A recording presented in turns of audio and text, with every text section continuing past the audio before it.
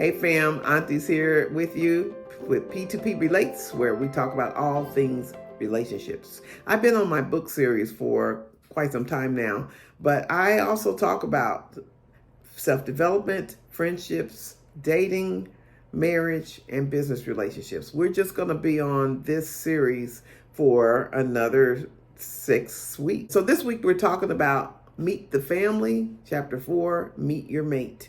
It's my favorite chapter.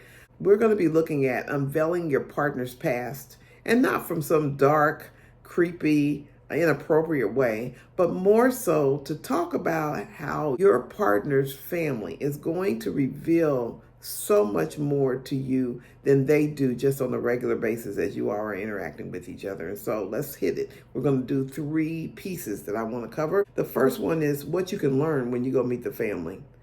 The second one is that it will accelerate your relationship learning. And finally, the third is it will strengthen your bond. In the meantime, hit the subscribe button so that you can be notified when I post every Friday, as well as give me a like. Okay, let's dive into number 1. When you go meet the family, there is so much more you can learn, such as things like what you care about. If you're a physical person, which most men are, and you really want eye candy, and that's why you're with your partner, then you want to also know what they're going to look like in 20, 30 years. And so when you go meet mom, you get a chance to see if your partner's a girl, you get to see what your girl's going to look like in about 20, 30 years. And that'll give you a realistic purview. But more on a deeper level, what is their health like? Do they eat well? Do they take care of themselves? Do they have high blood pressure, diabetes? Are they extremely overweight? Do they exercise? These are all things you can just observe in a very casual sitting. It's not about judging. It's about understanding that when you say I do, you're signing up for a lifetime of acceptance. And nobody's perfect. You're not perfect. Let's start with that one. And then the people that you connect with will not be perfect. But you need to figure out what vices and what strengths can you align with. You also have to keep in mind that because you're not perfect, you may want the prince on the horse in the castle with $1 million. But if you don't manage your money well, and you don't take care of yourself, and you haven't educated yourself, and you don't have a whole lot to work with, you may be unrealistic pursuing the prince. So what's really important is when you're dating someone, you want to gain as much knowledge as possible. You want to have these things that I'm having you think about so that you can go into this thing. See, a lot of times I think the reason why there's so much divorce and so much relationship failure is because all we talk about is the love part, the emotional part, and maybe the financial part. But we don't talk about all the in-betweens. We don't talk about what's the family like? What were their practices growing up? What kind of background do they have? Talking about the money, making sure you know who you are before you lock yourself into someone else. These are the 4 chapters we've talked about so far. And then there's others beyond this. But we don't think about those things. We just think, I need to find my person. I need to find this soulmate. I need to find somebody who just excites me and is just so much like me and they get me. But there's so much more. You need to get them too.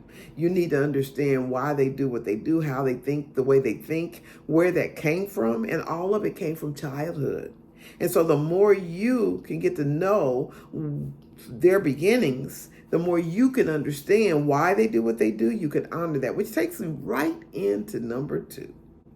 When you meet the family, you have accelerated your learning about this relationship. You have enabled yourself to move right into a greater empathy for why they do what they do, greater patience, maybe even admiration to understand where that came from, maybe to understand why they're so strong and great in a certain area and you aren't because you didn't get that growing up.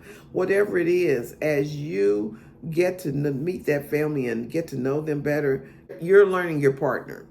And guess what? When you say I do, if you go that route, you're also saying I do to that family. So you better like them. You better understand them. You better be able to respect who they are and where they came from and how they do what they do, because you have them also for the rest of your life. The third piece.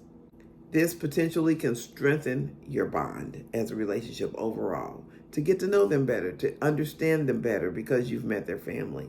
But it also will give you a chance to say, can I deal with this? Because just because you care about somebody and you really like them, and just because you all even fall in love, doesn't mean that you can live with them. And so many times we have divorce, I believe, because we've fallen in love and we believe love will carry us through the storm and through the winter and through the rain.